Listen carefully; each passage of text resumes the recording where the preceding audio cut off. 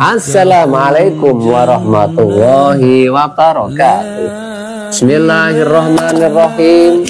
Alhamdulillahi mu'izzi man ata'ahu wattaqa wa mudhilli man khalafa amrahu wa asa.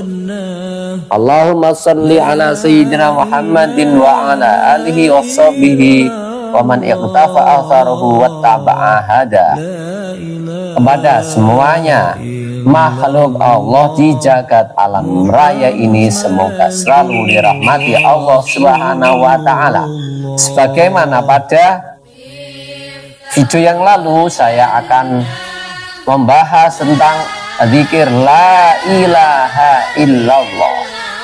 Pada bagian kemarin disebutkan bahwa afdhalu zikri la ilaha illallah. Zikir paling utama itu la ilaha illallah.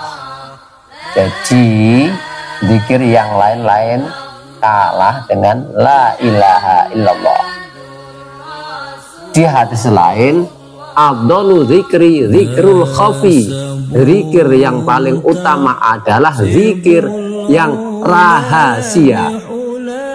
Jadi berarti zikir yang paling utama adalah zikir la ilaha illallah, tapi dengan khafi, dengan rahasia, dengan qalbu, dengan hati saja, tidak pakai mulut, tidak pakai suara.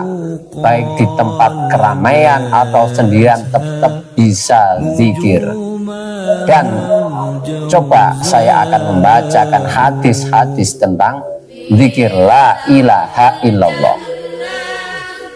Qala Rasulullah sallallahu alaihi wasallam, zikrullahi ilmul iman wa bara'atun minan nifaq wa hisnun minasyaiton wa hirzun minan niron. Nah, zikir kepada Allah itu merupakan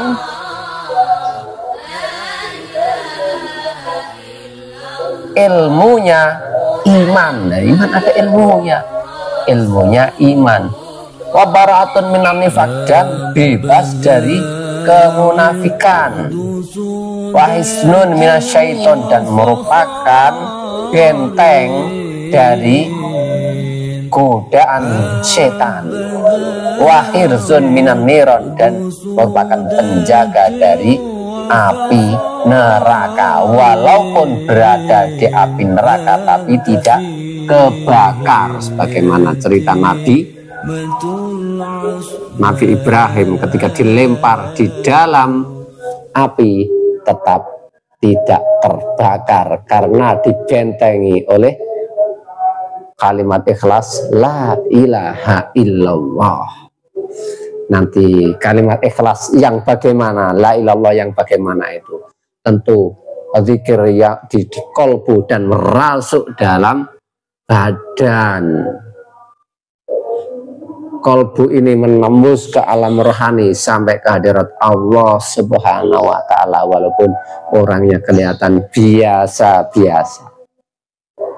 Orangnya walaupun kelihatan biasa saja, tapi sesungguhnya rohaninya selalu tersambung ke hadirat Allah Subhanahu wa ta'ala. Wa qala sallallahu alaihi wasallam, afdalu dzikri dzikrul khafi. Lah, ini hadis lain, zikir yang paling utama adalah zikir khafi, zikir yang rahasia. Ini dibahas di kitab Ashiya halaman 108 ya. Wa qala sallallahu alaihi wasallam, asyadul a'mali salasun zikrullahi ta'ala ala kulli halin wa muasatul akhi min malikin wa insaful fakiril ya'isi min nafsika. Amal yang lebih dahsyat itu ada 3. Pertama, zikrullah ala kulli halin, zikir kepada Allah dalam segala keadaan, keadaan susah maupun senang, keadaan sakit maupun keadaan sehat, keadaan berkumpul dengan orang atau keadaan dalam kesendirian, keadaan dalam tidak tidur maupun keadaan dalam tidur. Bagaimana zikir dalam keadaan tidur? Nah, itu rahasianya, maka carilah guru yang mengajarkan rahasia zikir la ilaha illallah itu. Lalu ada zikir dalam setiap keadaan. Yang kedua, muwasatul akhi min malikin, jadi mengasih jalan keluar, mengasih keleluasan kepada saudara kita, mimalikin dari kepemilikan, mimalikin dari kepemilikan, itu saja. Jadi kita mempunyai sepeda motor, kemudian ada yang butuh kita pinjamkan, kita punya uang, ada butuh kita kasih sebagian, itu muwasatul akhi min malik. Jadi gampangnya memberikan jalan keluar kesusahan orang lah dari apa yang kita miliki. Wa insafil fakiril ya'isi min nafsika, dan memperhatikan orang fakir yang sudah terputus dari dirimu. Jadi orang fakir yang benar-benar membutuhkan tapi dia nggak mau meminta, ya tidak bergantung pada orang lain. Nah, itu engkau mencari orang seperti itu lalu engkau kasih sedekah, wah itu merupakan amal yang dahsyat. Wa qala sallallahu alaihi wasallam alamatu hubbillah hubbu dzikrillah. Ini jauh Nabi, tanda-tanda cinta kepada Allah adalah cinta zikir kepada Allah. Wa alamatu bughdillah bughdhu dzikrillah azza wa jalla. Dan tanda-tanda tidak suka pada Allah, benci kepada Allah, itu tidak suka zikir kepada Allah subhanahu wa ta'ala. Wa qala sallallahu alaihi wasallam hikayatan anillahi ta'ala. Ada hadis lain yang diceritakan dari Allah ta'ala, berarti ini hadis qudsi. Ana ma'a abdi idza dzakaroni wa tahrakat bi safatahu. Aku beserta hambaku tatkala zikir kepadaku, wataharrokat bisa fahatahu, dan mulutnya selalu bergerak karena saya, karena Allah. Wa qala sallallahu alaihi wasallam zikrullah ta'ala bil ghadati wal asyi afdalu min darbil suyufi fi sabilillahi. Di sabda Nabi yang lain, zikir kepada Allah di masa pagi dan sore itu lebih utama dari perang di jalan Allah. Wa qala sallallahu alaihi wasallam afdalu dzikri la ilaha illallah. Nabi bersabda, sebaik-baik zikir itu zikir la ilaha illallah. Wa ani bin Abbas radhiyallahu anhu qala yaftallahu ta'ala abwabal jannah wa yunadja munadin min tahtil ars ayatu hal jannah wa kullu ma fika minan ni'am liman anta. Hadis dari Ibnu Abbas radhiyallahu anha bersabda, Allah membuka pintu surga, dan ada ketika pintu surga dibuka, wayunat di munadin, ada suara tahtar asri di bawah ars, wahai jannat, wahai surga, dan kenikmatan yang ada di dalamnya untuk siapa? Engkau itu. Fayunadil jannah wa kullu ma fiha nahnu li ahli la ilaha illallah. Maka menjawabi ahli surga dan apa yang ada di dalamnya, kami itu untuk ahli la ilaha illallah. Wala natlubu illa ahla la ilaha illallah, dan kami tidak mencarinya kecuali ahli la ilaha illallah. Wala yadkhulu alaina illa ahlu la ilaha illallah, dan tidak akan masuk ke dalam kami kecuali ahli la ilaha illallah. Wa nahnu mahrumuna, dan kami diharamkan alaman lam yakul la ilaha illallah, pada seorang yang tidak mengucapkan la ilaha illallah. Wa inda hadza takunun nar. Ya, tatkala surga mengucap seperti itu, neraka juga berkata, wa kullu ma fiha, dan apa yang ada di dalamnya, minal azabi, dari berbagai macam siksa. La yadkhuluni illa man angkara la ilaha illallah, tidak akan masuk ke dalamku kecuali orang yang mengingkari la ilaha illallah. Wala atlubu ila man kadzdzaba bila ilaha illallah, dan saya tidak mencarinya kecuali orang yang mendustakan la ilaha illallah. Wa ana haramun ala man qala la ilaha illallah, dan saya haram pada orang yang berkata wa ana haramun ala man qala la ilaha illallah, dan saya haram dimasuki orang yang mengatakan la ilaha illallah. Wala amtali'u illa biman jahada la ilaha illallah, dan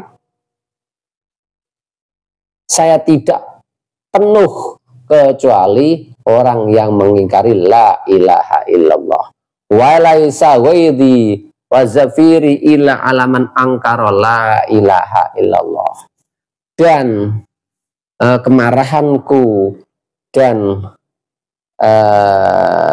diriku ini hanya dipenuhi oleh orang yang mengingkari la ilaha illallah.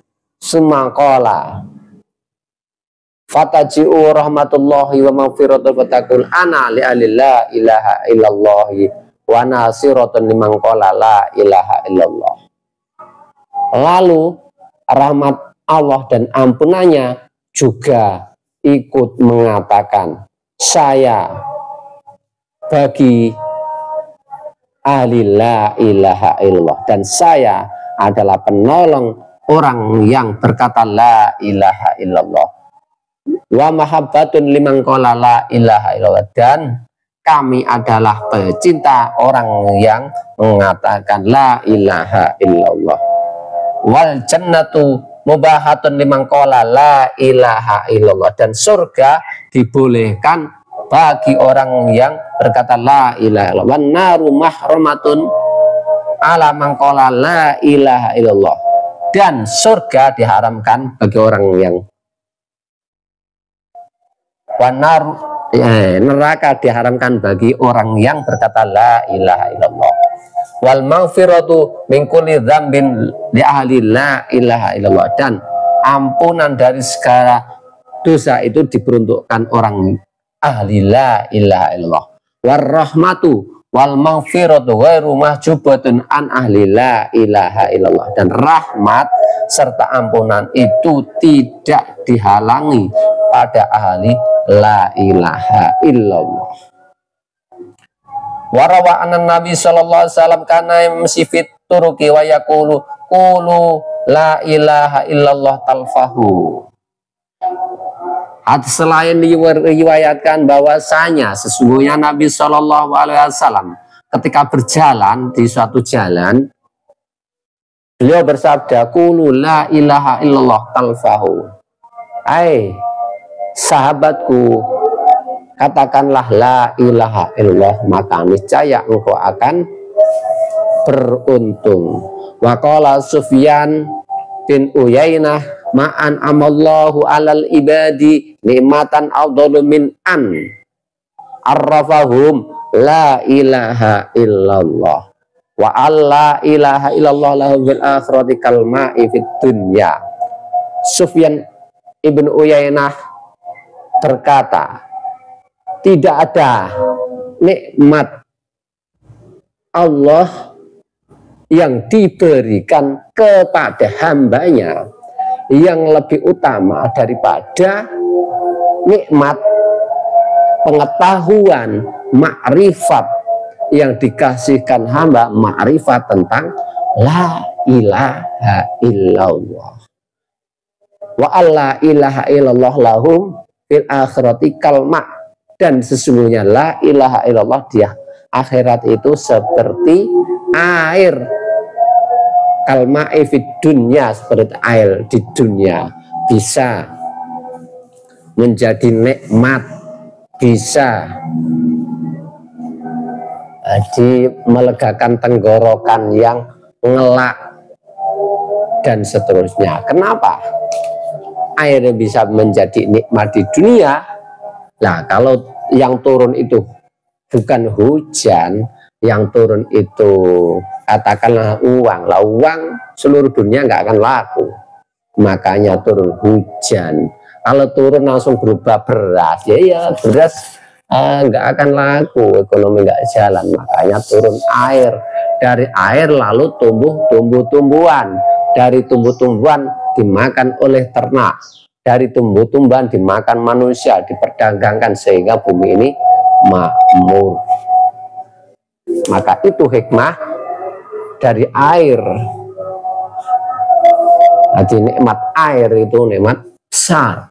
Qala Sufyan Tsauri rahimahullahu anna ladzata la ilaha illallah fil akhirati kaladzati syarbil ma'il abaridi fid dunya. Sufyan Tsauri berkata, hati enaknya minum dunia sebagaimana minum air dingin di dunia. Pas ngelak panas minum dingin magane rasane seger. Wa dzakara Mujahid fi tafsir qouli ta'ala wa asbaha 'alaikum ni'amahu dhahiratan wa batinah annahu la ilaha illallah.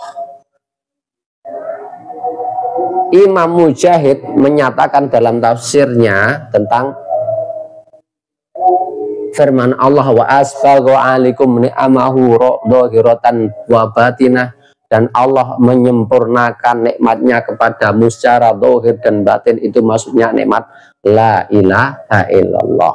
Wakil bagian pendapat yang mengatakan bahwasanya setiap kalimat thayyibah, kalimat yang baik itu malaikat yang menaikkannya kepada Allah Subhanahu wa taala, kecuali kalimat la ilaha illallah. Dia akan naik dengan sendirinya. Sebagaimana firman Allah, ilaihi yas'adul thayyibu. Nah, dalam Al-Quran ada kepadanya naik kalimah yang thayyibah. Sedekatihim yasubhal haram, dan sedekahnya bercampur barang haram di akhir zaman ini.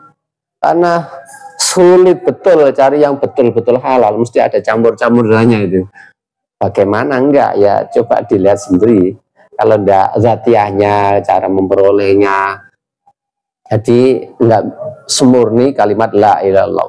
Wala ikhlasa, juga keikhlasannya itu fisai'in minha masih bercampur-campur antara ikhlas dan gerundel.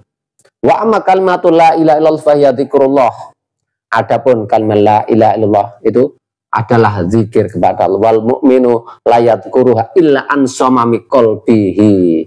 Dan seseorang mukmin tidak zikir la ilaha illallah kecuali dari dalam relung hatinya. Ini masih banyak hadis tentang la ilaha illallah, saya cukupkan sekian. Semoga bermanfaat. Jadi tentu yang kita zikir la ilaha illallah bukan cuma mulut saja. Kalau cuma mulut saja kan masih mulutan saja, bohong. Jadi zikir la ilaha illallah itu yang masuk ke relung hatinya dan dalam perbuatan sehari-harinya tercermin. Karena ini adalah suatu pernyataan la ilaha, tiada Tuhan kecuali Allah. Jadi orientasi hidupnya cuma kepada Allah, 100% kepada Allah. Mampukah kita seperti itu? Mampukah seperti itu? Makanya betul. Jadi orientasi la ilaha illallah